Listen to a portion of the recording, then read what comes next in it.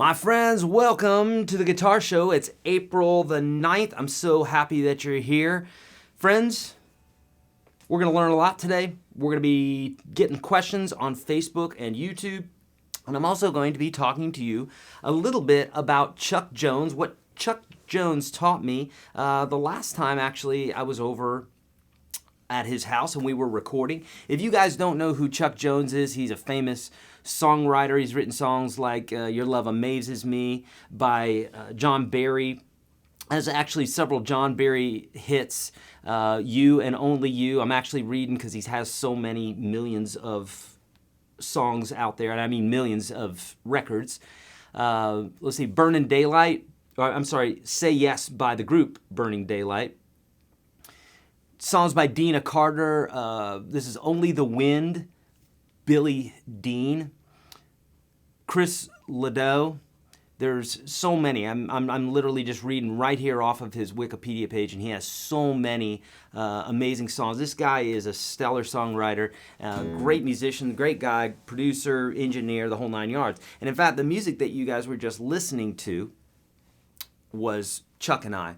So it was a tune that I brought to Chuck, and he helped me do some arranging on that and help produce that and engineer that and all the rest. Super cool guy. Anyhow, with all that being said, Chuck is not only a great songwriter, but he's also a great guitar player. He went to the Musicians Institute of Technology, I think just about when they opened. He said it was in the beginning, in the 80s. And that was where I wanted to go to school before I decided to go to school somewhere else, but the Musicians Institute. And they just focus all on the guitar. It's like literally no math, no science, no nothing, just guitar all day long. So right up my alley, right? When I was a kid, that's all I wanted to do. But what I wanted to show you here today was something that Chuck showed me in regards to blues. And it's pretty mind-blowing, just the little thing that I'm going to show you. But more importantly than that, there's a lesson to be learned from this one little bit that I'm going to show you that he revealed to me. I've played the same chords that he's played a million times playing the blues, but for whatever reason, this one little pattern never popped out to me, and I'm going to show it to you in just a moment. But the point being is, you guys know how much I love patterns. You know how much I love to deconstruct things and to understand them. That's just the way my brain works. It's always worked that way since I was a kid. And so I love, that probably helps me to teach some, but I love to understand patterns and see little things that may not be very obvious to others if you didn't dig in, right? So this is one of those things, and that's the lesson there, and I'll mention that here in a moment again, is that basically, if you're into anything, you can start seeing patterns that will help you to understand. And music is no different. Music is very simple if you understand the patterns of music theory, and it's very, very simple. People get really overwhelmed and make it something bigger than it actually is. It's very simple, okay? But what the thing that Chuck showed me here is basically this. If let's say you're playing in a 12-bar blues, okay? This would work in any key. But he showed me this little bit here that if we were to, let's say we're doing this like a little turnaround. We're in our, right, A7, D7, and then an A7. And an E7, D7, A7, right? We got that part. And so if you've been in my courses or watched any of my videos on YouTube where I'm teaching the 12-bar blues, it's pretty simple. It's a 1-4-5 chord progression. And in this case here, in the key of A, it's an A7, D7, E7. Cool? Now, the cool thing that Chuck showed me here is that you can literally play that same chord progression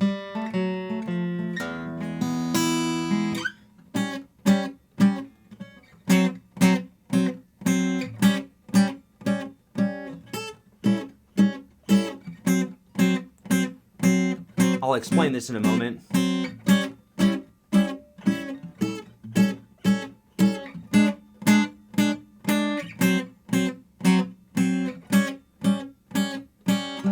Okay, now for some of you, you're like, hold on, wait a minute, you just got that same pattern, you're just moving it. Other people, you're lost. You're like, what the hell are you doing? Okay, I'm gonna show you. Normally, when we're playing the 12-bar blues, we're moving chords around, we're doing lots of fun stuff, right? We've got all these standard chords that we're used to grabbing.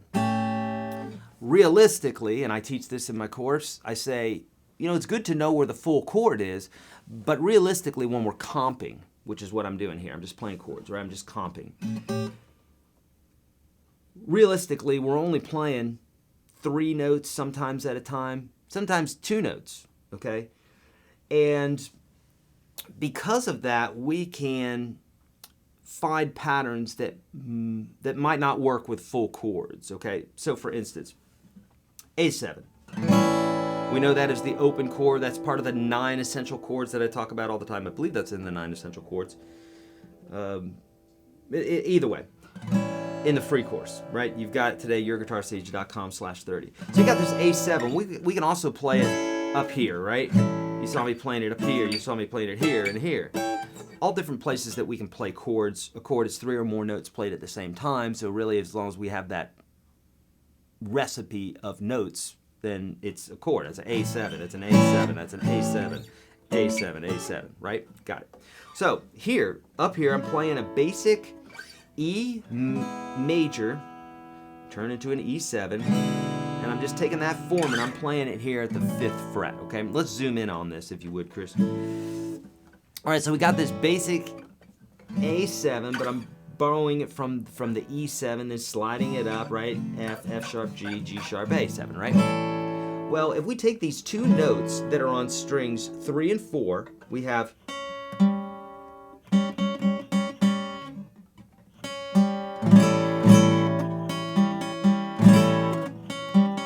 get it?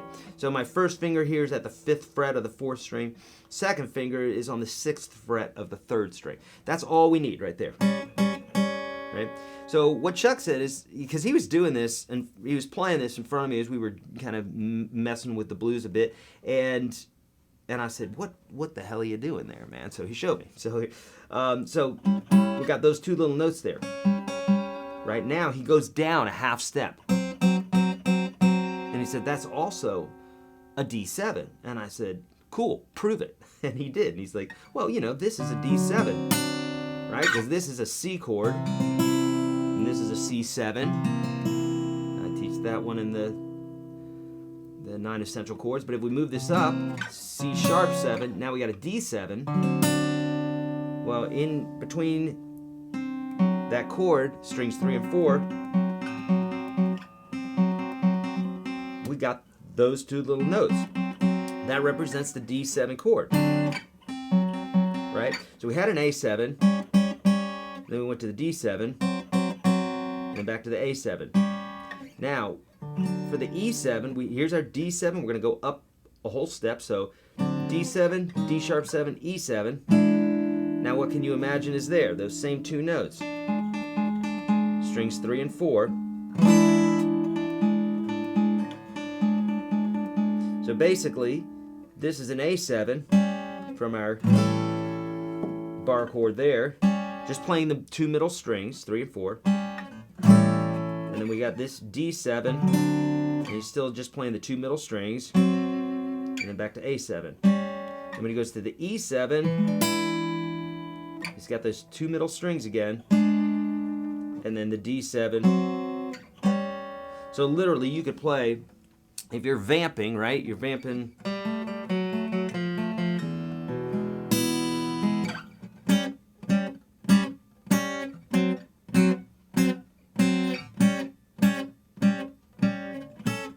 I'm just adding the chord a little extra on top. This is a D7,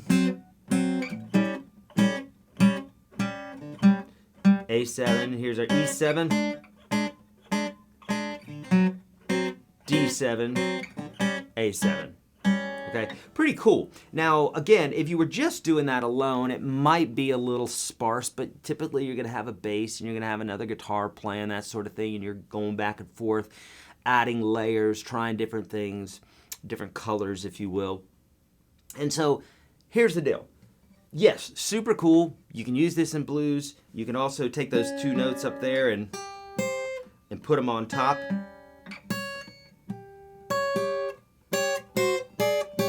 You could do that same thing up top, or you could do them down below. Doesn't matter, but those two notes will work for those three chords. So use this in blues. It's a fun little bit, but more than that, the lesson in this to me when he showed me this is that even though I really evaluate chords and music theory and try to delve in there and whatever, I'm a hacker, I guess. I like to go in there and figure things out.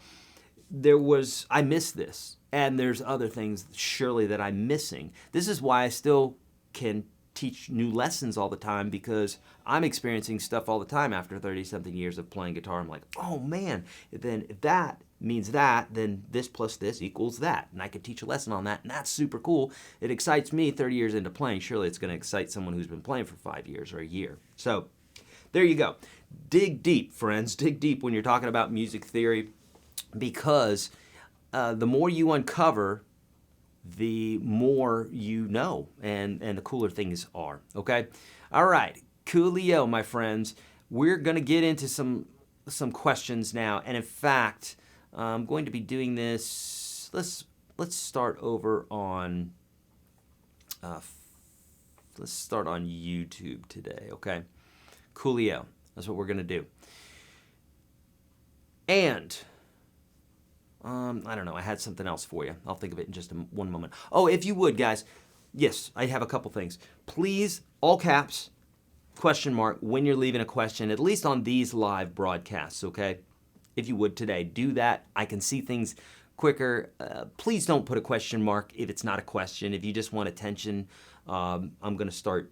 No, there's a couple folks that are doing that. Please don't do that, because that makes for legitimate questions. It makes it harder for me to see and actually answer questions. So question mark goes only after a question, okay? And all caps. So if you would, cool. And then also, friends, we're giving something away again. Giving a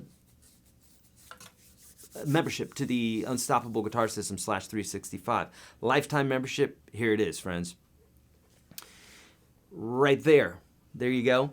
Instagram, like, comment, and what else? Oh, you got to be following. Like, comment, and follow. It's super easy to do. I always say it. If 10 people enter this, you have a 10% chance of winning an over $500 value, okay? It's on Instagram. Like it, follow it, and leave a comment, all right? And then we'll randomly pick one comment out of there.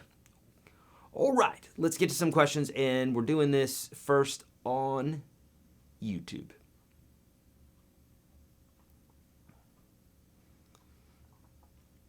All right, so Walter's saying, I'm looking at the pictures of the guitar going by in fabrication. Anyone ever design a guitar, put in all the components, and it doesn't feel right? Walter, I'm sure that happens a lot. That's why you have a prototype. And that's also why it's a good idea to be working with a luthier, working with someone who knows what they're talking about, but then also, because I don't know what I'm talking about. I've never built a guitar. How would I know what goes into that? But I can tell you that certain necks feel good, certain bodies feel good, and certain pickups sound cool, and I like certain configurations. So, if you take all those things and you put them together, technically it should be exactly what you're looking for, but maybe not. And that's a good comment there. It may not. Okay, so BJ, the tune that I played in the beginning there, if that's what you're talking about, this one, this song is called The Rose, that I wrote with a buddy of mine, and there are actually lyrics to it and all the rest, but I hadn't played that one in a long, long time, and so I just said, let's play that one today. Yes, friends, this is a Faith guitar. This is a Blood Moon, and they call it the Venus Electro cut, right? So it's got the cut up here. You can get really high up in the register. Has a Tusk, T-U-S-K, or T-U-S-Q. It's not real Tusk, of course. That would be illegal and not cool. But this is like a synthetic Tusk, and it sounds amazing. It's very bright, and I'm really digging this guitar. So this is the one I'm going to probably be using from now on for my acoustic stuff. All right. All right. Yeah. And Christine, yes, this is new, brand new. Opened it up maybe 2 weeks ago.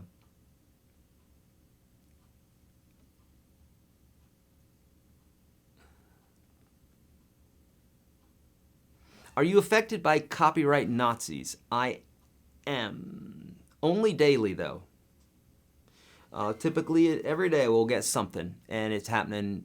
Guys, this has been going on for a long time. This is not, I know a couple guys have posted videos. I've been dealing with this since, I don't know, 2007. I've had hundreds of copyright strikes, and I just don't tell you guys about them. But yeah, all the time I'm getting copyright strikes. It's just, and right now it seems to be a little bit more than it's typically been. But this is the frenzy that's going on right now. It's been going on for a little while, a few years now. What would you say is next to learn after I learned the pentatonic major and minor positions? Hecky guns. In my opinion, the pentatonic scale and the major scale are the two scales that you're going to use the most. You're going to use the major scale if you're doing any sort of music theory, if you're talking about the number system, if you're building what I call jazz chords, but if you're building extended chords, sevenths, 11ths, ninths, 13ths, all those, you really need, if you're not going to sit down and memorize thousands of chords, which I don't know who in their right mind would try to do that. I know some people try to do that and they think that there's some benefit to it because, boy, it sure is a bitch, and surely it's going to pay off if you do that. No, it's not. Don't learn the hard way. Learn the smart way. Learn a smattering of music theory like I'm teaching you guys inside the free course, inside Unstoppable Guitar System. Do that so that you can be like me or any of the other players out there who will understand how to build chords, because doing so will literally add thousands of chords to your chord vocabulary, even though you've never actually played the chord. Or maybe you've played it once. Maybe it happened to show up on a chart for you. But literally, there are chords that I rarely ever play. Maybe I've played them once, maybe a handful of times. But for me to sit there and memorize all those chords would be, it would be like memorizing, I don't know, random numbers. Okay, chords are just shaped a certain way. Now your ear's going to hear certain things, but you've got to understand, if you know a little bit of music theory and you understand that major scale, it's going to allow you to build all these chords. So that's why the major scale to me is so important. The pentatonic scale is so important because it's really a bare bones scale and every note in it sounds good. It's really hard to mess that scale up. So, and the form is really easy to memorize. You can use it in a major or minor key. So that's what to do, hecky guns. Learn the major scale. And in doing so, you're going to be learning the modes. You'll be learning the minor scale, that sort of thing. More on that. I literally can't teach that in just 5 minutes or possibly even 5 hours. You're going to have to dig into some vids, okay? How did you decide what neck to put on your signature guitar? Is it modeled after anything? Brad. Yeah, it's modeled after my 65 Strat because I love the way that neck feels. I love it, love it, love it, love it. So that's what it's modeled after. Are there special types of capos for Telecaster guitars versus for electric guitars? Climber, that's a great question. For electric guitars, and not necessarily Telecasters, no. From my knowledge, I've never seen a capo specifically designed for one specific model of guitar. That being said, adjustable capos typically are going to work better with electric guitars. So an adjustable capo would be something like this crazy looking contraption, right? It's like you got the regular capo here. Now this one has a tuner built in, but then it also has a little knob here that I can control how much pressure is being put against the neck. And that is really important when you're talking about electric capos or electric guitar capos, because the strings on electrics are typically thinner and the frets sometimes can be higher, and because of that you're going to get some tuning issues typically if you're just using a standard clamp on capo without any sort of adjustment, okay? That being said, I've used, in the studio or whatever, I've used straight up, clamp on capos, and they were totally fine, but I had to do a little tuning or a little adjusting or whatever. If you just want to kind of slap it on and go, I would suggest getting one that you can adjust, because what it's going to do is just put enough pressure down on the string to get it to connect to the fret, but not so much so that it's actually pressing the string out of pitch. Okay? Great. Will I be teaching any lessons of playing with a slide? PD Conley is saying. PD, I have a smattering of slide lessons inside of the Unstoppable guitar system. That being said, no, I've got a stellar player who you guys know already, who we are going into the studio, and he will be cutting those slide lessons, because for the same reason that I would probably get a classical guitar player or a flamenco player to come in and do the same thing. If I really want that to be part of the course, I want someone who really, really knows it. Yes, I can teach you. I could take you pretty far on slide, at least as far as the basic technique. But me being a great slide player, I'm not. At least not today. I just don't practice it, Thrash metal, claims, not strikes. Claims and strikes, all. So a strike is when they actually strike your channel and they say, strike one, get 3 strikes, you're out, and YouTube shuts down your channel forever, ever, ever, ever. Okay? A claim is just when you get an email that says, dude, you stepped on our toes. I get that all the time for stuff that we're uploading that we've created. How about that? Great system, YouTube.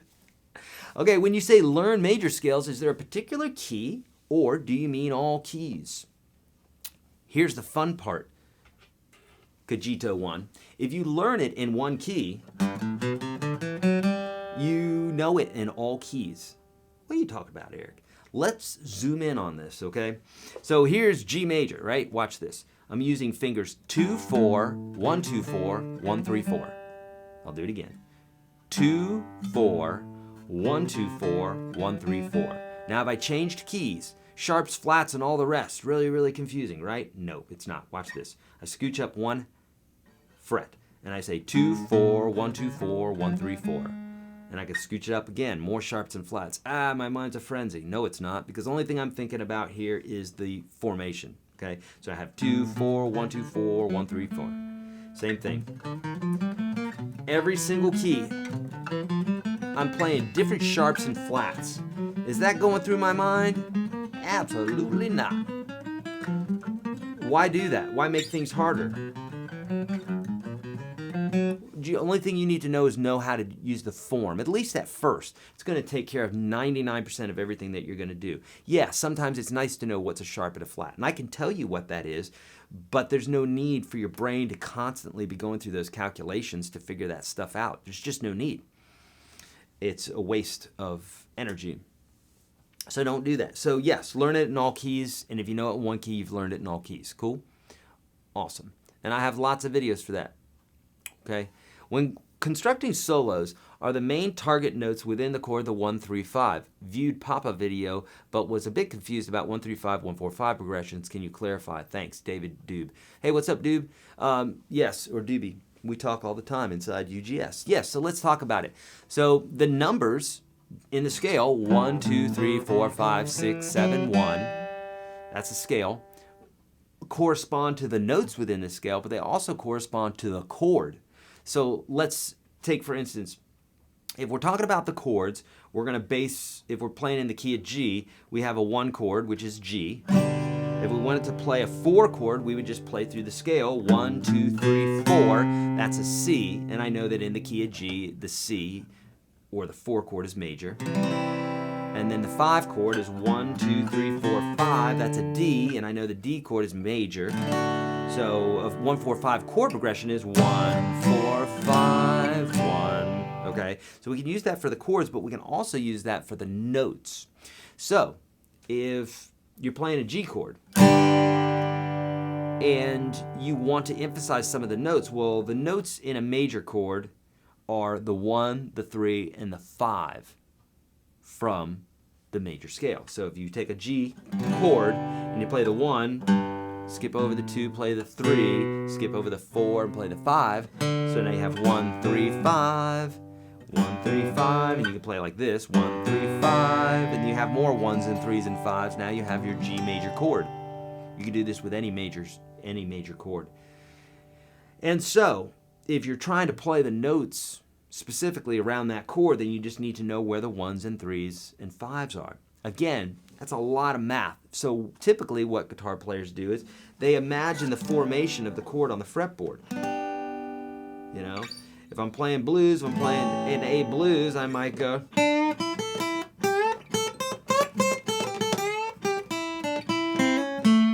Just throwing anything out there, but technically all these notes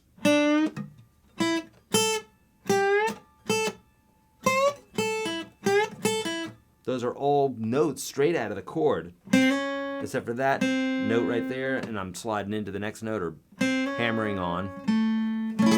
But all those notes are within the chord. Now, if you just start arpeggiating through the chord, it's going to sound like poop, right? It's just going to sound like some dude arpeggiating through a chord. And you're like, why does it sound like some dude's arpeggiating through a chord? Because you're some dude and you're just arpeggiating through a chord. You got to have a lick there, okay? So, for instance, if I'm going to play... if I just play that, that's just dude some arpeggiating through a chord. But if I do this, if I go,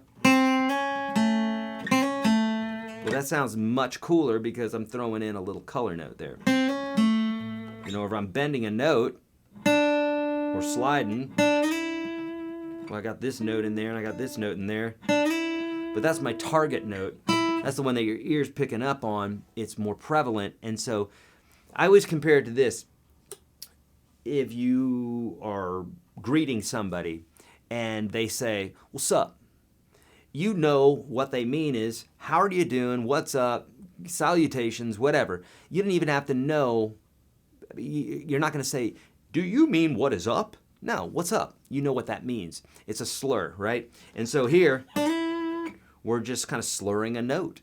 And it's the slur part that's making it colorful, as opposed to just going now or without any vibrato. How about just, that's boring. This is more fun. We got some vibrato there. We're sliding into it, that sort of thing. So just remember, the 1s, 3s, 5s can be compared to the chord or the notes.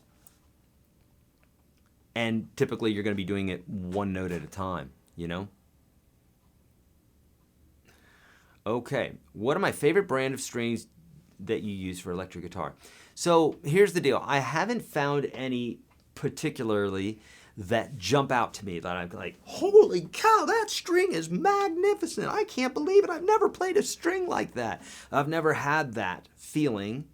I just haven't. I wish that I did. I would like to say that I have. Right now, the strings that are on these guitars, at least on my electrics, are Ernie balls. That being said, there is a local string maker here in Nashville called String Joy, and they make them by hand. I was watching their Instagram this morning. They make them by hand. I hear really good things about them. I would like to try them. I would like to try them. I'd like to see what's up with them.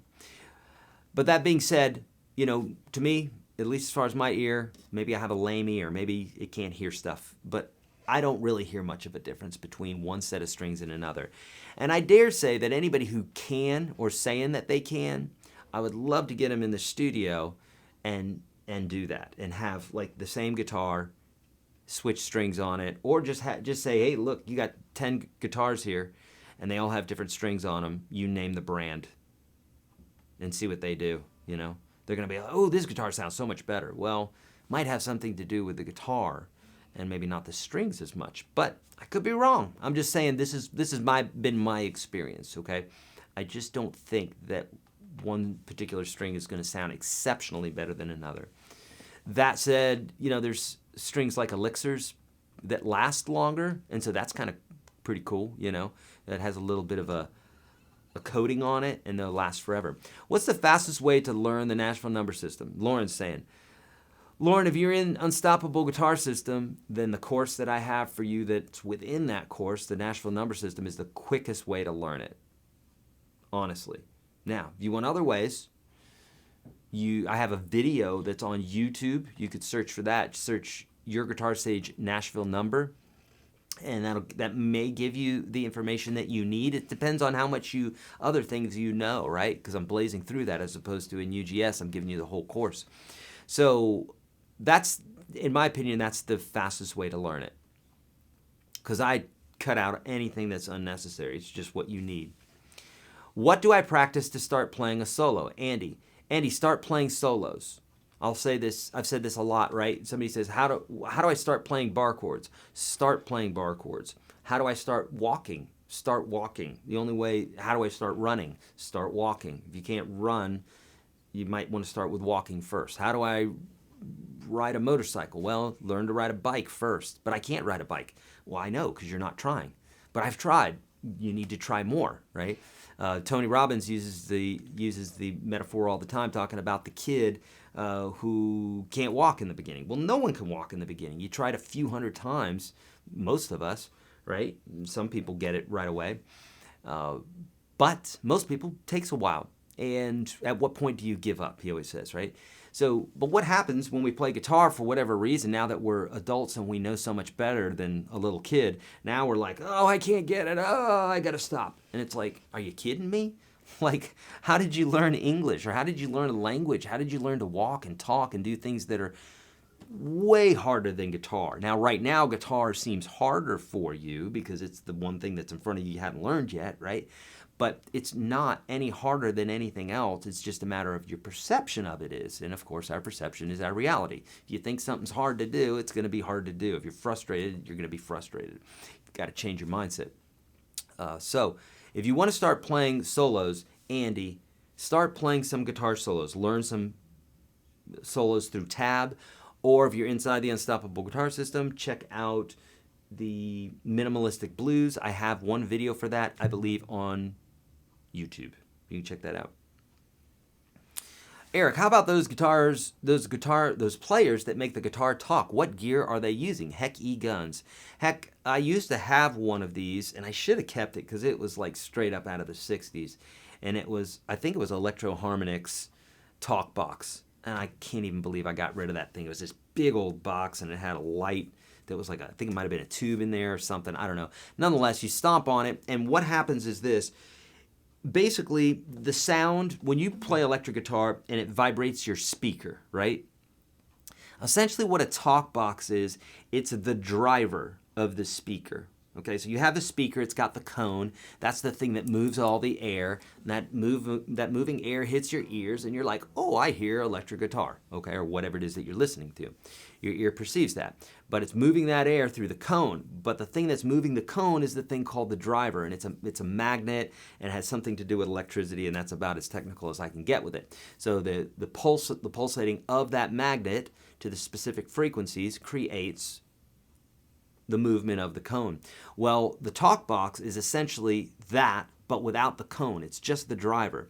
And so what they do is they take the driver and then they take a silicone hose or some sort of rubber hose and put it around the driver so that when you play guitar, now it's not going through your speaker anymore, it's going through the talk box. Now I think there's some different designs now, but if we're talking original talk box, this is how they did it.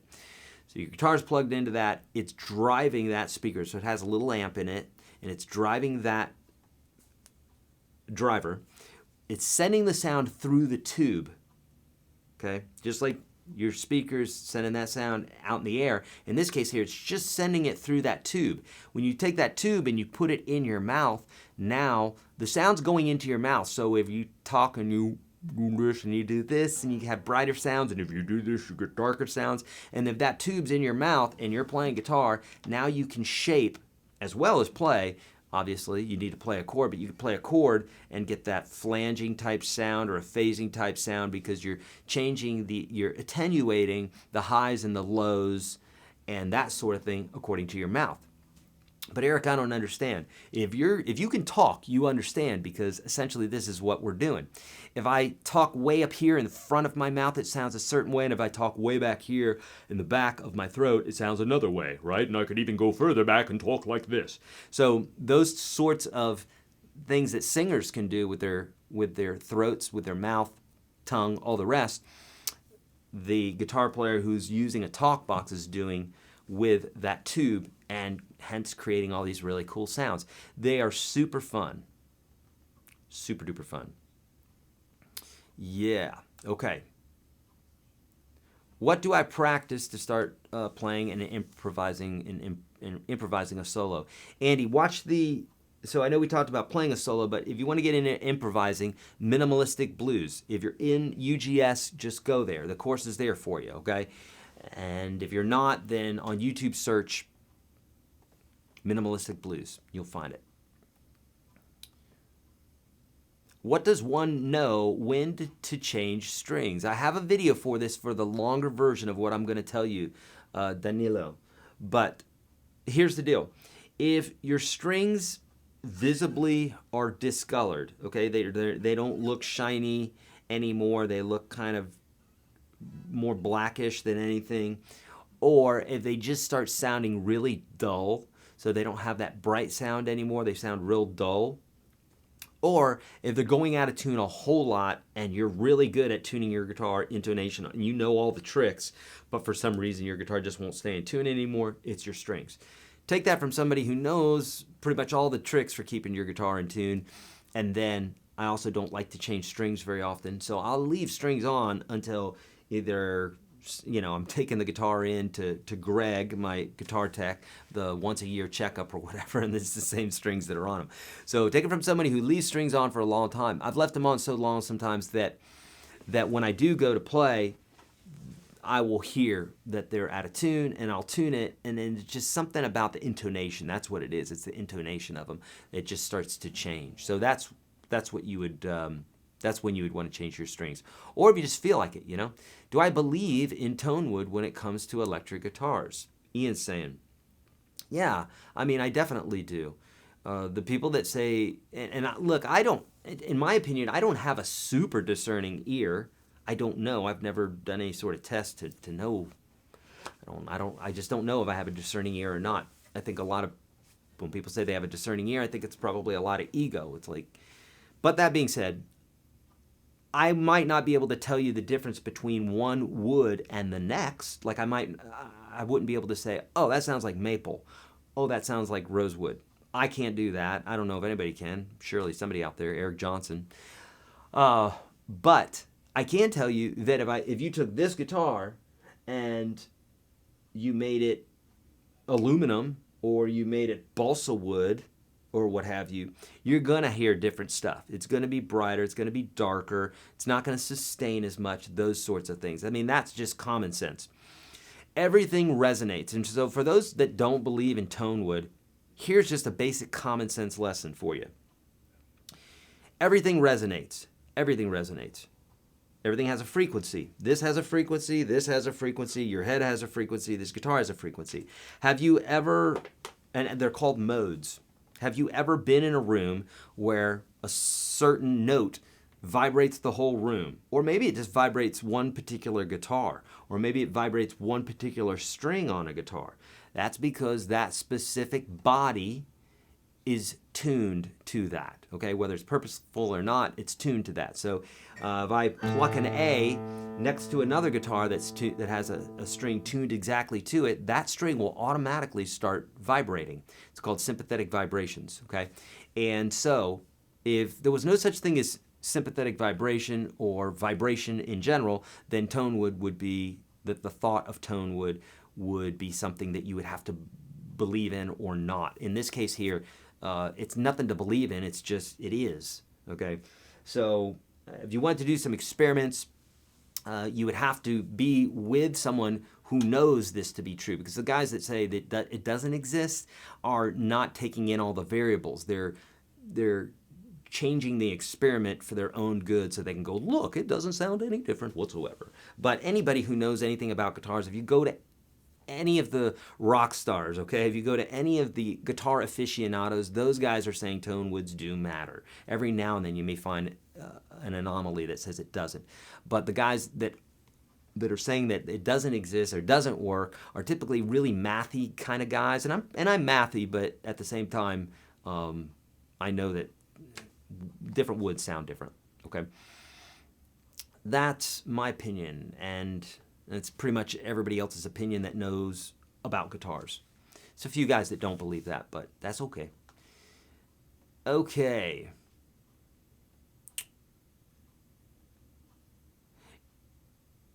So Lauren, is it the same as your True Fire course?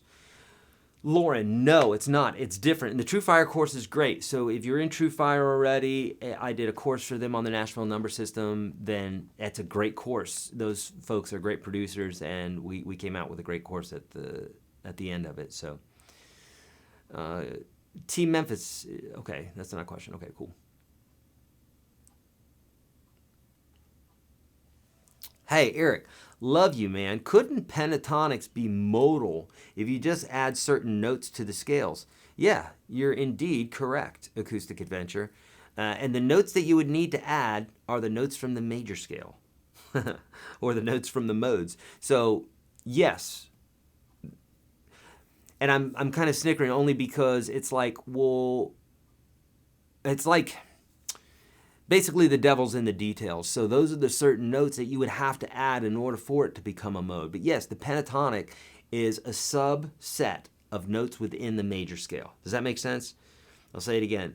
The pentatonic scale is a 5-note scale, whereas the major scale is the 7-note scale. And the only difference is there's 2 notes that aren't there. Okay, so couldn't you take the pentatonics and make a modal if you add certain notes? Yes. The notes from the major scale. That's why you typically won't hear people talking about, well, I've never heard somebody talk about pentatonic modal. You just don't hear about that because you're taking notes from the major scale. Cool? All right, hope that makes sense. All right, and I got to turn my phone off because I'm getting 7 million messages here from my buddy who's going to Kiss tonight. So, Will, I'm happy for you, bro, but I got to turn the messages off. He is going to Kiss tonight. They're in Nashville. Okay, how do I coordinate both my hands so I don't miss in between playing? Andy's saying. Andy, same thing here. How do you coordinate both hands? You coordinate both hands. Eric, what do you mean? That's a lame answer. It's really not. It really is the answer you're looking for. But the devil's in the detail again, and here's where you've got to be a little bit more vigilant. First piece that I ever learned. I had no business learning that as my first piece. It's all over the fretboard. It was a lot of reading. Nonetheless, I did it because I was so passionate about learning guitar. Most people in the beginning, they just don't have that kind of passion, right? They just don't.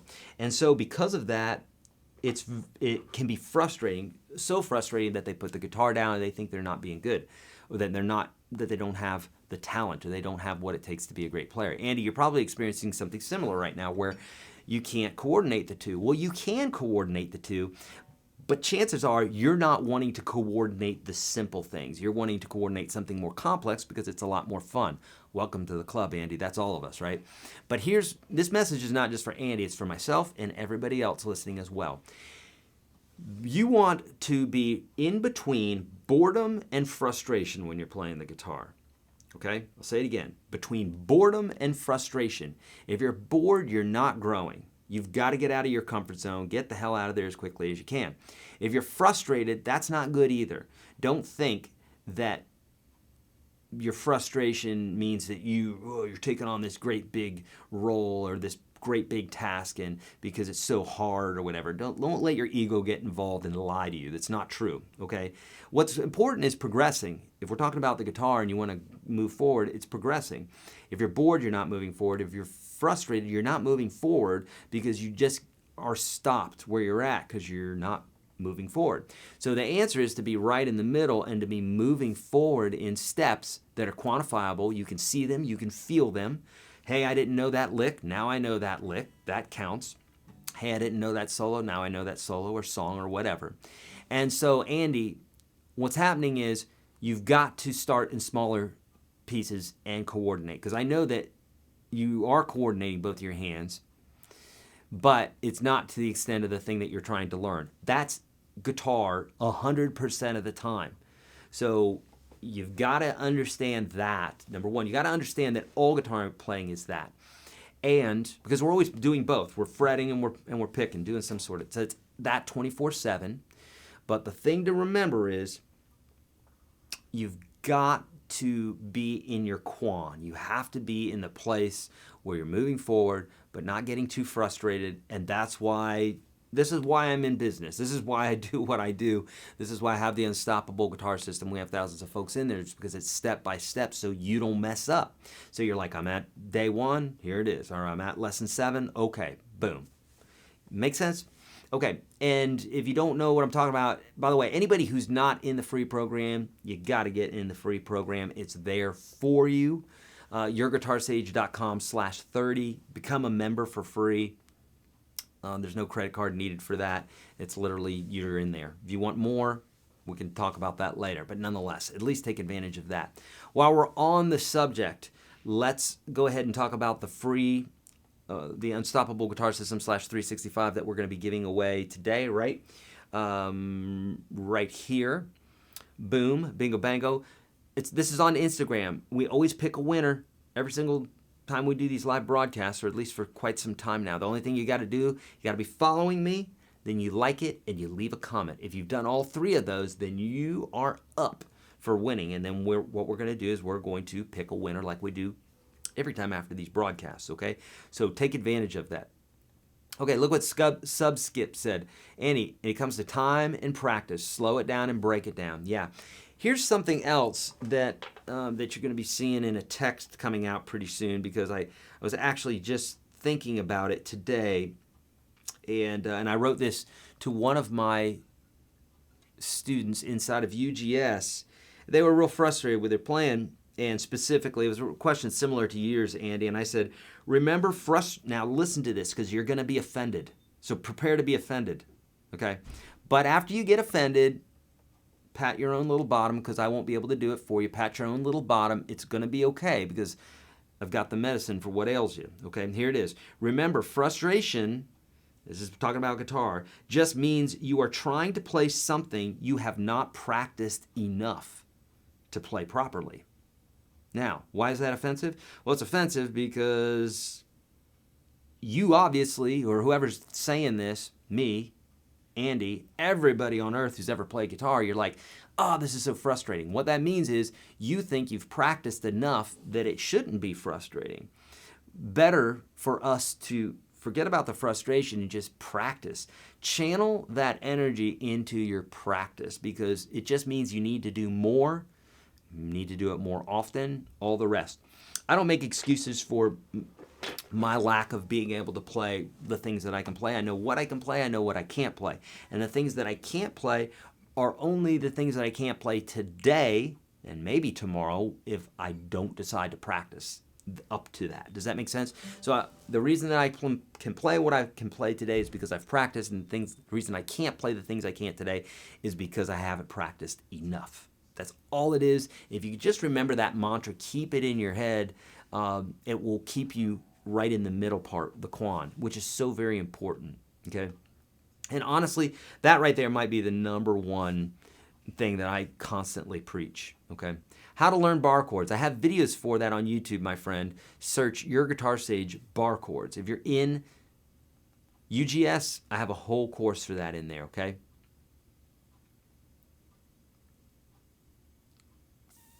Okay. Bruce is saying, in UGS, where do I find monthly new added subjects? Bruce, it's in the Updates tab.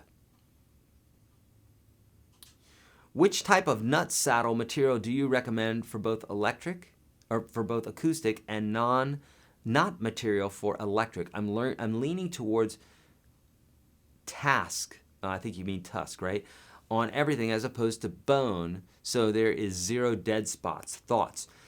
Dawn, so the dead spots, I mean, if you mean audible dead spots, yeah, Tusk is amazing. It really is. I mean, even compared to bone, if you look at the spectrograph, which is basically the science behind the sound, if you got someone who does it, who's like, it sounds like crap.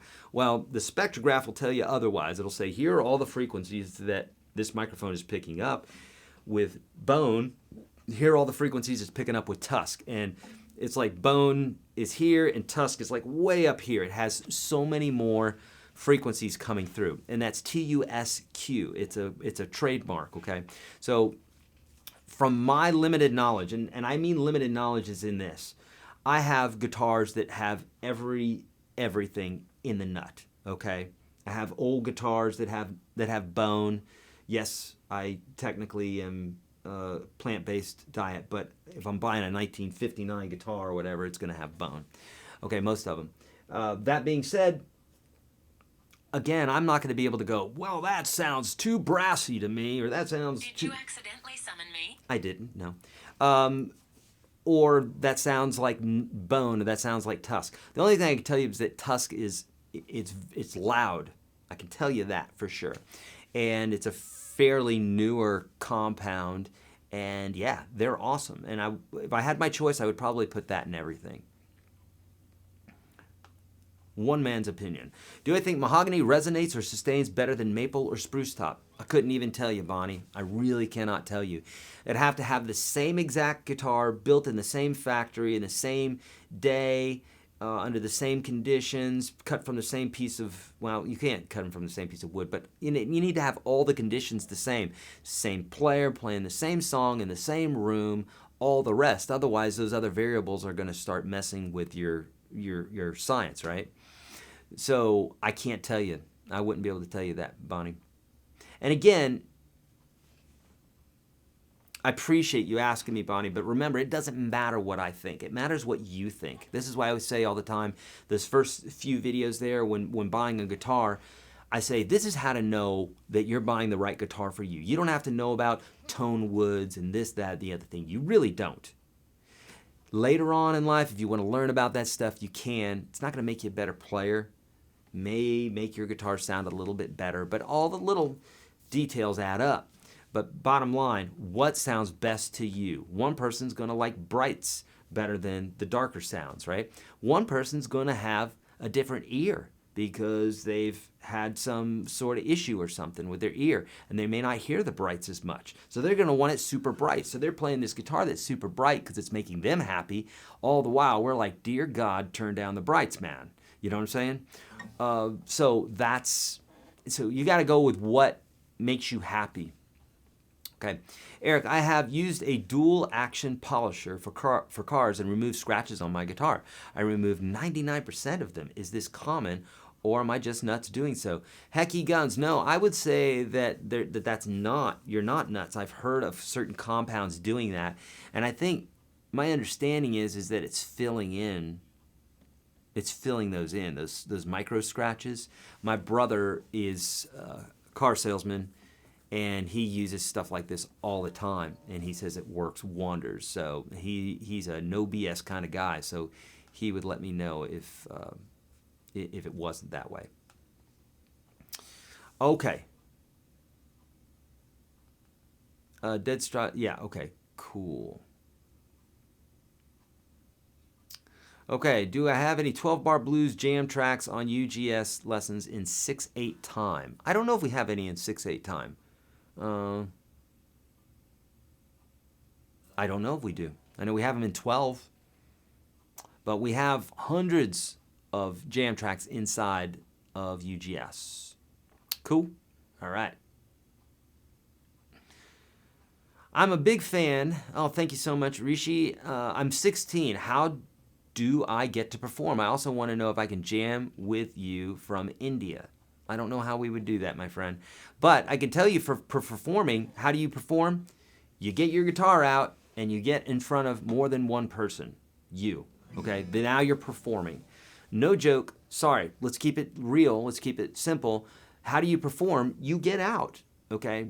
Don't limit yourself with time and space and money and am I good enough and all the rest. If you're performing in an old folks home, which by the way, they're going to be thrilled that you're doing that. It's a great place to build your chops and to just feel good that you're doing something for the world, then go do that. Perform, okay? It's really important. And to perform, you get your guitar out and you get in front of somebody else other than yourself and you play. Now you're performing. Seriously. I hear you have, but if you can get more specific with the question, let me know. I hear you have less string breakage with Tusk. Do you find that to be the case? I don't know. I rarely ever break a string. Rarely, rarely ever. So I just don't know. But that could be so. And going back to the question about performing, the reason I'm keeping that very simple like that, I'm not messing with your mind, I'm being honest. I want you to understand to think about life a little bit more simply, to think about playing more simply. Because if you do that, you're going to be getting the things that you want to get. If you get all up in your head and you're overthinking things, that's not the place to be, okay? So if you want to perform, truly perform. Otherwise, some folks, not saying you, there are folks in life that I know that when they are asking a question, really what they want is they want to spar. They want to go, yeah, but I can't because of this, or yeah, I can't because of this, or yeah, I can't because of this. I don't spar. I don't do that. I have no time for that BS. If someone wants to sit in their excuses, I allow them to sit in their excuses. Otherwise, my job is to help them get the hell out of there. And when it comes to guitar, there's lots of excuses. People do it all the time. I specifically will lose viewers because I'm so cut and dry about it, but that's okay because they weren't going to practice anyhow. So my job is to help people get better. And you got to first cut out the excuses. If you want to perform, you perform. Doesn't mean you're not going to suck in your opinion, because again, that's subjective. If you take any note, any third note, power chord with a root on A and flip it upside down so the root is on the high E string, you get a similar voicing, brighter, but the notes are a little different. Can you explain and elaborate? Larry, those are called inversions, and yes, I talk about those in detail inside the course. So basically, think about it like this. If a major chord is a 1, a 3, and a 5 from the major scale, right, then you could stack it as 1, 3, 5. You could stack it as 3, 5, 1. You could stack it as 5, 1, 3, 5, 3, 1. All different variations of that. And in doing so, you're going to get different tonalities, different sounds, and what have you. But Eric, what are you talking about? Those are all different chords.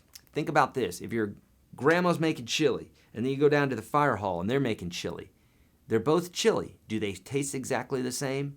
Nope. Because they have different ingredients in it, and people are making them for different lengths of time with all, okay? So it's going to taste different, but it's chili, okay? Same thing with a G chord. A G chord is not a G chord. Depends on where you're playing it, how you're playing it, and any other chord for that matter. Make sense? But those are called inversions, yeah. Sweet. Light bulb moment, Dale said. Cool. Am I using this till I give it away? I don't think so, Ben. I think I might keep this one. I'm pretty sure I'm keeping this one. Now, I am talking with the folks at Faith, and we may end up doing some giveaways. I don't know. The giveaways that I do all the time, I pay for. Those aren't sponsored or anything, but these are amazing guitars, and if I can work something out with Faith, then I will, because I would love to be able to do that. What's up, Jeannie? What's up, Craig? Oh, look, Jude won last week. I won UGS last week. It's really awesome. Yay, thank you, buddy. UGS is great. Light bulb moment. Beautiful. Okay. Dale's saying, Eric, I'm confused about sharps and flats. If I play a bar chord on the 6th fret, for example, is that an A sharp or a B minor or both? Okay, don't get major and minor mixed up with sharp or flat. Major and minor is the tonality, if you will, of a chord or a key. So you can have a B minor chord or a B minor key. But you can also have a B flat minor. Okay? So sharps and flats, if you take a note like a G and you go up a half step, now you have a G sharp. If you have a G and you go down, you have a G flat. But just like someone could call you by your first or last name, right? Like they do in football, what's up, Andres? Yeah, I get it, right? Same thing. You can go by either name. So here you go. A G sharp is the same as an A flat. So a G sharp is the same as an A flat. So whenever you have a sharped note, it can be the name of something else. Or anytime you have a flat note, it can be the same as something else. Does that make sense? So here we are, G sharp. Here's an A. If we go down, it's an A flat. So G sharp, A flat is the same. Here's an A. We're going to sharpen it. There's an A sharp. Here's a B. If we flatten that B, it's a B flat. So A sharp, B flat. Same note. Make sense? Cool. If that doesn't make sense, Dale, let me know and tell me specifically. You're going to have to get specific, okay? All right, what's up, Bruce? Vegas, UGS student on board. And I saw we had somebody from Hawaii and, of course, my stomping ground in Florida. Beautiful. Okay, good. Boredom and frustration, my love life. Okay.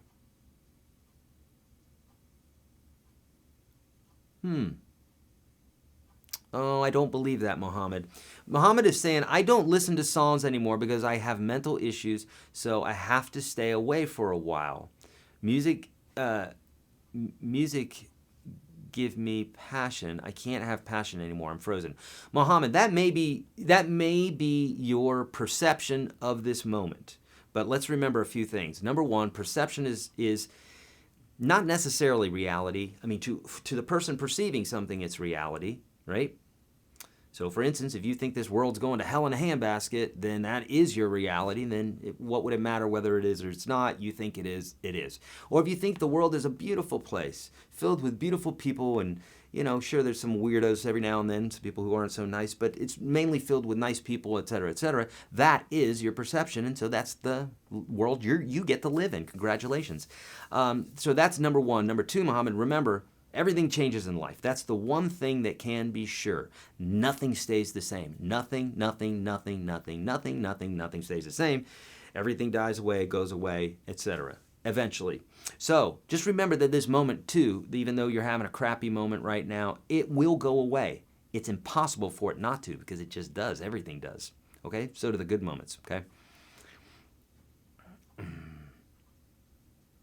Okay, Roddy is saying, he's not being challenged. Yeah, if you're not being challenged, Roddy, yeah. If you're not offended, does that mean you're not challenging yourself? I don't know, Roddy. If you're bored, you're not challenging yourself. Okay, that's more of what you're looking for.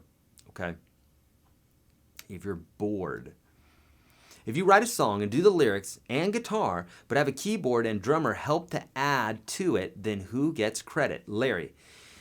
This is technically how it works. I write a song, right? I write the music to it and I write the lyrics. And then I go to the band and I say, hey guys, I got this song and I want you to help me out with it. And then they start adding the drums and the keyboards and everything else. Technically speaking, legally speaking, you are the only songwriter on that song. Not somebody who added a drum part, not somebody who added a bass line, etc., etc.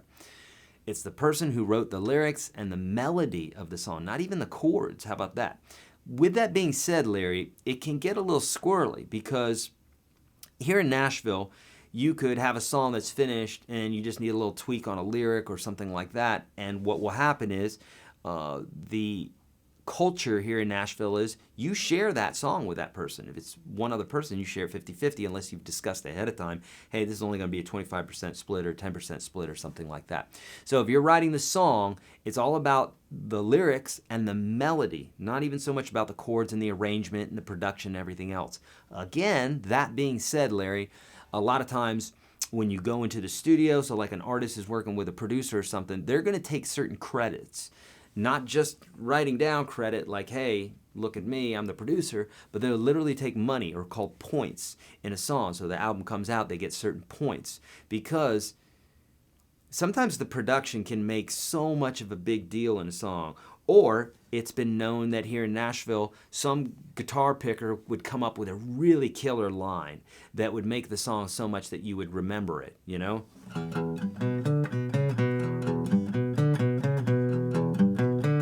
You take something like that, I mean, that's a straight up melody that everybody knows. In fact, more than any part of that song, that lick is part of that song.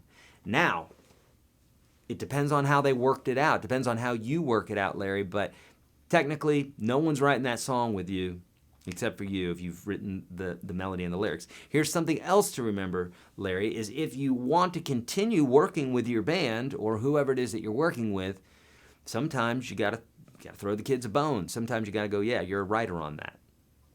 There are bands like the Chili Peppers, Red Hot Chili Peppers. That drummer isn't writing anything. But as a band, they're doing this together. So they're of one mind. They're staying together. They've been around for decades. And that's how you do it. If you're like the Beatles and you got two people doing this all the time, right? You got Lennon and McCartney, then you break up after just a handful of years. It happens. All right. Great questions there on Facebook. I'm popping back over to YouTube. You guys are active today. I love it. All right. Oh, by the way, guys, we're still doing the lunch fund today. So if you guys want to contribute, whether you're Facebook or YouTube, bottom left-hand side of the screen, next to that happy face, you see a little money sign there. I've still got to send the boys to lunch today. Yeah. All right? So seriously, if you want to do that, please do so.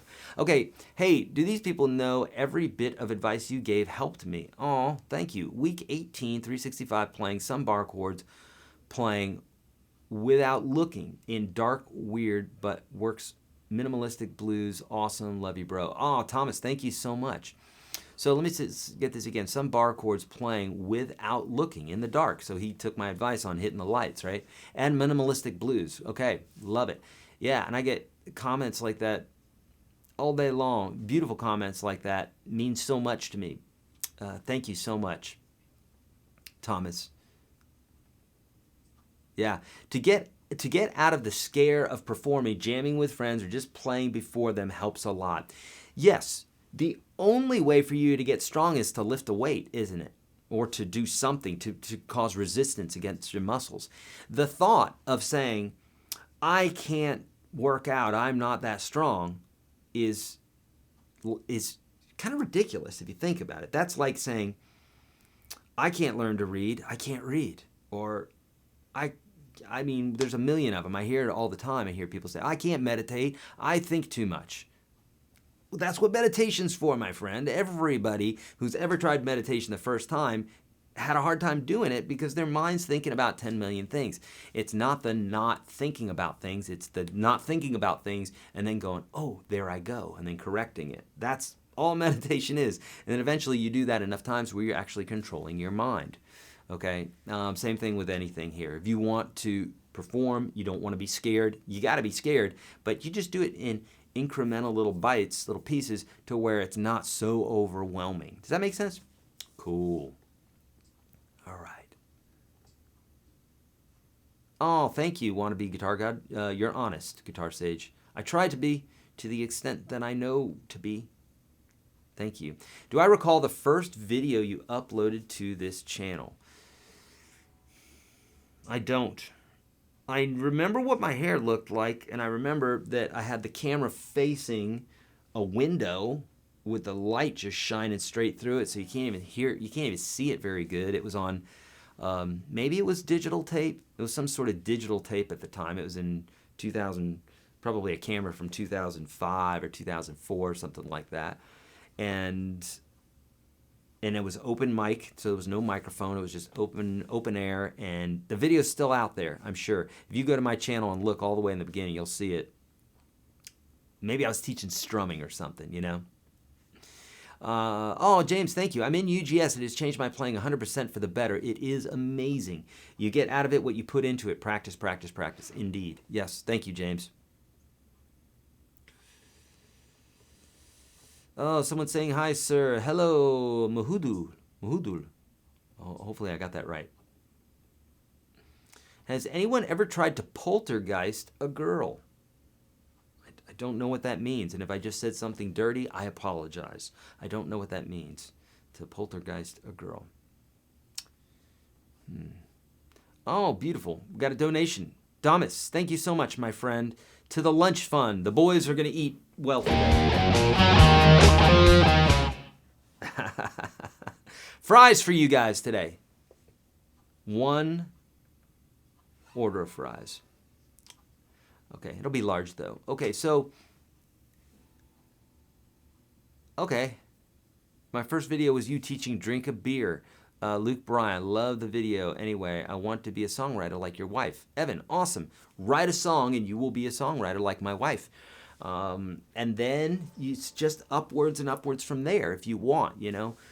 I know my wife's story about her, being from a podunk town it's actually Bucks County, near the Neshaminy Mall in New Jersey. I'm sure someone watching right now knows where that's at. But, right outside of Philadelphia, Bucks County. And, who is a country songwriter from Bucks County, PA? Was it Pennsylvania? Yeah, PA. And, but she came here and she had a dream and she worked hard and she wrote and she wrote and she wrote and she wrote and she wrote a bunch of terrible songs, which is what you got to do, right? If you're going to play out, you got to play out and play some bad shows until you finally realize, hey, I got to practice more. I got to play smaller gigs or do something to not feel so embarrassed. And then eventually you start working up from there, okay? Luke Bryan didn't become Luke Bryan overnight. Elvis didn't become Elvis overnight. Melissa didn't become Melissa overnight. And Evan, as an amazing songwriter as you are, that's not going to happen overnight either. But you are a songwriter, I'm sure, today. If you can assemble 2 chords together and a couple lyrics, you're a songwriter, okay? David, thank you so much, suggesting the first 30 lessons. Yes.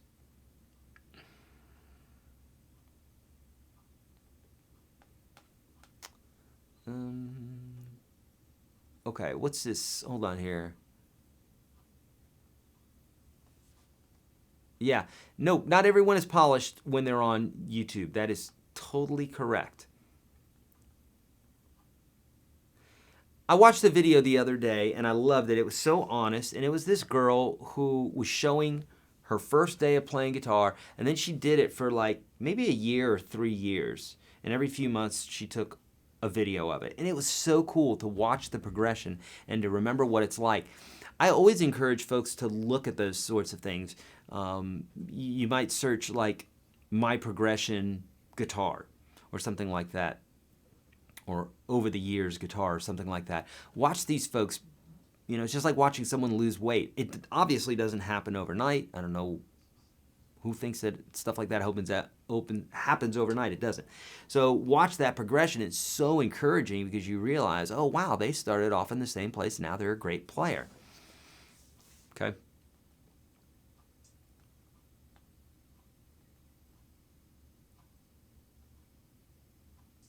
All things shall come to pass, indeed. All things, even good things. Are then any particular steel slide guitars? I don't know what that means. Are there any particular steel slide guitars? I don't know what you mean. Are there? Yeah, there's lots of particular ones. There's red ones and blue ones, and I don't know what you mean by that. You're going to have to get more specific, but I do want to answer it for you, friend. All right. Great questions today, by the way. Should I learn variations of bar chords on the fretboard, or do you think scales should be focused on first? Michael, it depends on what you want to do. I always emphasize to folks, learn songs, because at the end of the day, no one cares if you know 10,000 chords and 10,000 scales and modes and can play them as fast as possible in all these different ways. No one really ultimately cares. What they do care about is if you can play a really simple song. Play Simple Man, right, by Skinner, or literally, there's so many very simple songs that people will love so much more if you play that than if you played scales and chords. So Michael, I would say learn some chords. Don't worry about the scales. Don't worry about the chords until you need them. I learned chords as I went along. I'm like, I needed to know a B7 chord, and then I learned a B7, and then I didn't forget it. Or I learned my bar chords. I mean, I remember there was a time where I'm like, okay, I'm gonna learn every variation of a C or whatever. I would do these exercises, and then you start realizing, oh, well, that's the same as every G, and it's the same as every B using the cage system or whatever. You learn that a lot of stuff is just so much repetition.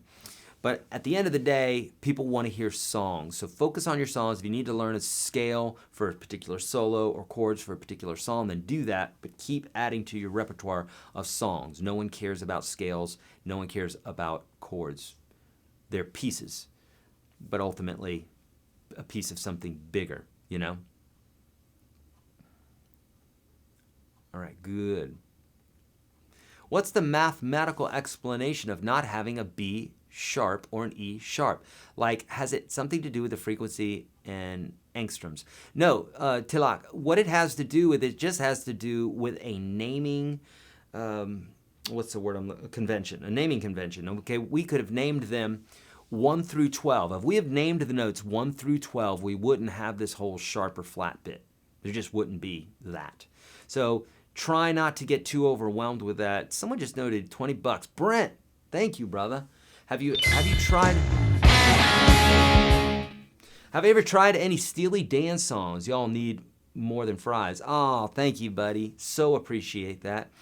No, but I love Steely Dan. Steely Dan was a popular group when I was a kid, and I love the tunes. They just are schmaltzy, 70s, jazzy. I just love the sound. But I have never played any Steely Dan songs. How about that? In all my years. Oh, and another, Darlene Crosby. Thanks for all you do and the crew. Oh, yes. Thanks for all you and the crew do for us. Thank you, Darlene. Yeah. If it weren't for my crew, I don't know where I would be. I definitely wouldn't be where I'm at today, and I wouldn't be able to do the things that I do. I mean, look, you saw what I'm seeing going on out here in front of me. You guys don't get to see that, but there's a lot of stuff going on, and they help me out with all that. So, love my crew. Okay, great. So back to the whole mathematical explanation. Thank you for the donations too, my friends. The whole mathematical explanation, it's really just a matter of a naming convention. If we named them 1 through 12, there wouldn't be sharps and flats, or if we named them A, B, C, D, E, F, G, H, I, J, K, L, M, then we wouldn't have this issue either. It's just a naming convention. So it doesn't really have anything to do with the math. Now, the construction of the major scale does have to do with math. It indeed does. It has to do with subdivisions or harmonies. And harmonies have to do with subdivisions of frequencies. So, for instance, and a frequency is a man-made thing. Okay. Yes, there can be certain frequencies that are resonant in nature and what have you, but the second, literally the second or the minute or the hour, is something that man came up with, right? That people came up with, and so that subdivision of time, if we have a frequency of 432, this is where the whole 440, 432 thing, this is where I don't know necessarily what I believe about this, because in order for it to be 432 or 440, and I know all the propaganda behind it, and if you're going to talk to anybody, I'll listen to you about propaganda, or not propaganda, but theories and all that stuff, because I love that. But we're talking about 432 or 440, you're talking about 432 cycles per second, or 440 cycles per second. The second is a made-up thing, okay? It's made up. It's not like it existed in the universe. It's just something we said, it's like a foot or an inch. That's made up. It didn't come from the cosmos, okay?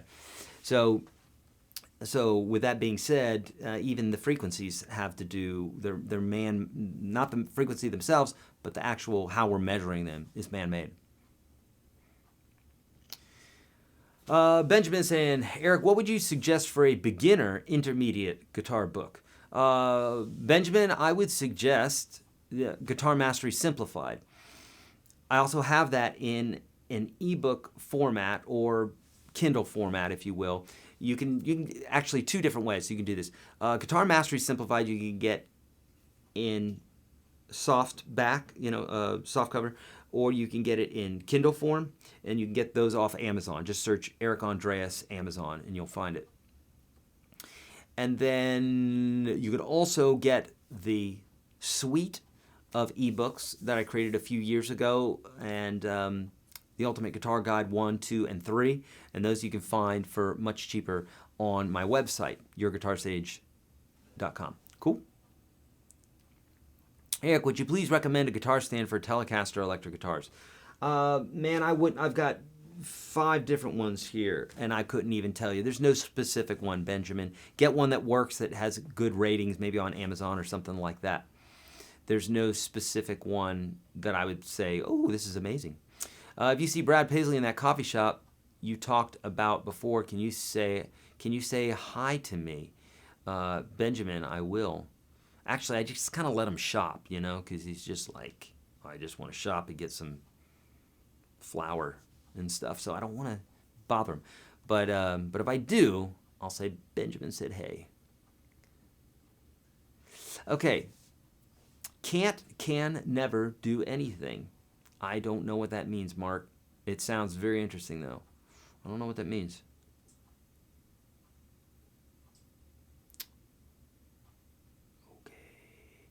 What is the Nashville number system? Is it just the interval of the key? Yes, it's just the interval, and it's based off of the major scale. So if we're playing G major, 1, 2, 3, 4, 5, 6, 7, 1, that's all it is. We're just counting the first 7 notes of the major scale, and then we can have chords that relate to those notes as well.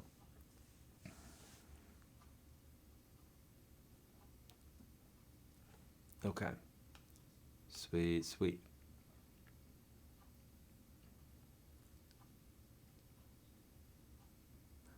Oh, Rachel Elf. Yeah, that's who it is. That's who it is, Angel of Groove. Rachel Elf. And her smile is adorable. She's always smiling. That's the girl that I was telling you about, guys, who... Yeah, yeah. Thank you. Someone just donated. Frank Slumkowski. Appreciate you and the crew. Thank you so much, Frank, and we appreciate that. The lunch fund is well on its way. Love it. Thank you, guys. Super duper kind. Is that Disney in the background? I'm a big Disney fan, Frank. My wife works for Disney, actually. She works for Disney Publishing or Disney Music. So when you go to Disney at the Magic Kingdom and you see the big firework display, the song that they play at the beginning and at the end and throughout is a song that my wife wrote. It's called Happily Ever After. So the last version of this show, well, it wasn't this version, it was another one called, I forgot what it was called. What was it called? I don't know. Nonetheless, that ran for about 12 or 15 years, something like that. And so hopefully this one will run for 12 or 15 years, because every time we go to Disney, we watch the firework display and we're, so beautiful. And we cry and all the rest. So if you go to Disney and you see it, there you go. All right, so Rachel Elf just reached 100K. Awesome. Love it. I actually reached out to her and said I would love her to have my program because I loved her videos so much, and it really warmed my heart, and I was like, this girl is awesome. Eric, Hall & Oates are from your wife's neck of the woods. They met at Temple University. Yeah, yes, indeed. And in fact, as fate would have it, listen how weird this is.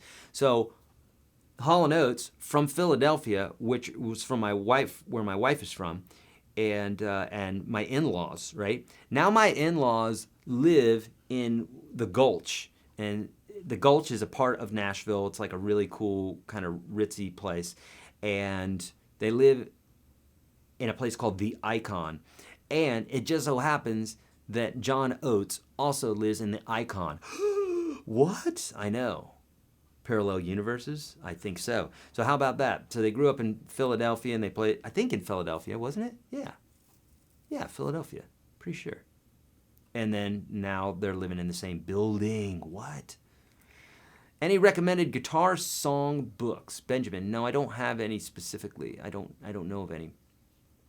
How old am I? I'm 50. What? You're not supposed to say your age, Eric? I know. That's why I do it. I like breaking the rules. Yeah, I'll be 50 this year. How about that? That I know of. Yeah. Recommended steel slide guitars. Oh, Daniel, that's what you're saying. Recommended. Well, you could make just about any guitar a slide guitar. You can make any guitar if you lift the strings up just a little bit so you can do some slide. The B&G Little Sister, I've kind of made that to be more for slide now, but Nationals are kind of the go-to, if you will. Eric, have you decided on a headstock inlay or pattern for your guitar yet? I have not. I mean, we've got the headstock, yeah, but we don't have the inlay or anything like that yet. Oh, look at this. Oh, Larry's in the program. I see Larry all the time. I'm pretty sure you are, Larry, aren't you? I can't believe how I have progressed. Practice time has gone from 2.5 2 hours a day to 3 hours a day. I was soloing to a backing track, and wife was in awe. There you go. So much so that we're now talking about a fourth new guitar. Yeah, love it. I love it. Okay.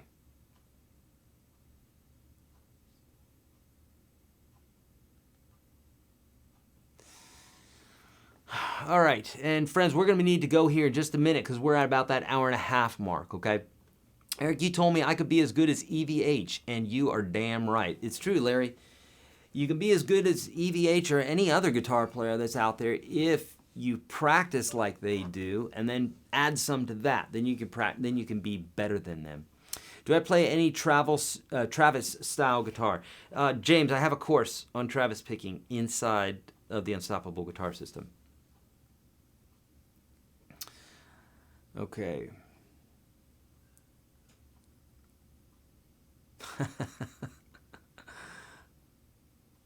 Ben Affleck is 50. Coincidence? I know, and I'm told all the time that I look like Ben Affleck and Ryan Reynolds and James Hetfield from Metallica. Thank you. Do you think people choose to learn piano instead of guitar because it's easier? Albert's saying. I don't think it's any easier to play piano than it is guitar. I think at first, yes, because you can go up to a piano and you can play a chord straight out. You can play a 6-note chord or a 10-note chord if you wanted to on the piano, day one, no problem. Whereas guitar, no, you're not doing that. So I would say this, piano has an easier learning curve in the beginning, bar none. I don't know of anybody that would argue that. If they did, then screw them. No, if they did, then whatever, cool. But yeah, because you can't play a bar chord right away on the guitar. I've never seen it.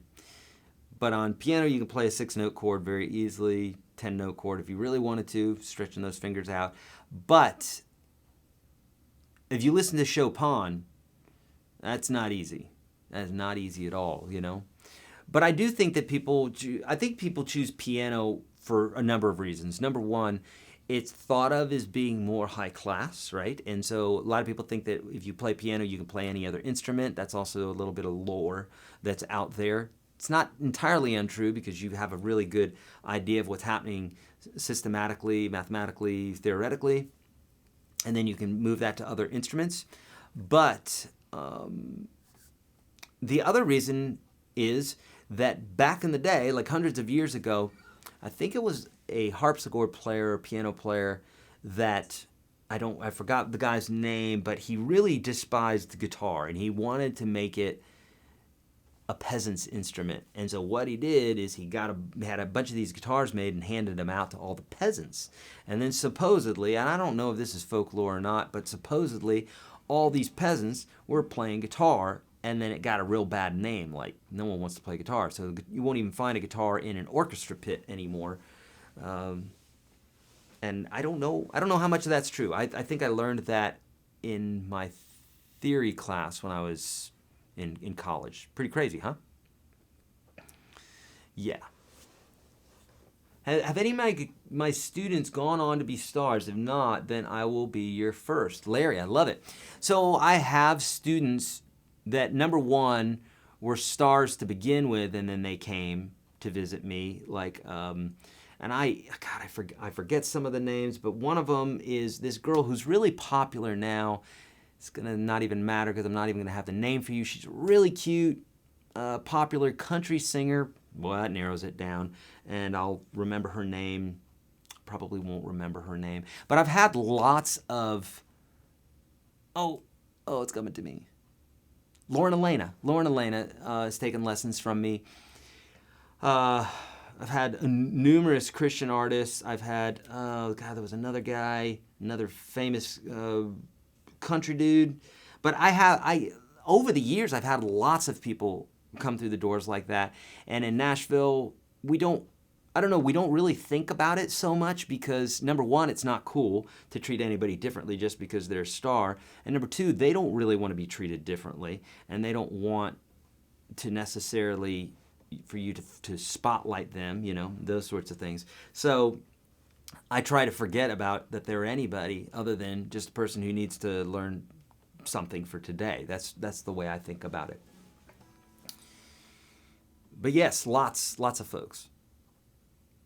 But Larry, you'll probably be the best. All right. All right, friends, one more question here. Best electric guitars for beginners that cover most styles. Best electric guitar for beginners that cover most styles.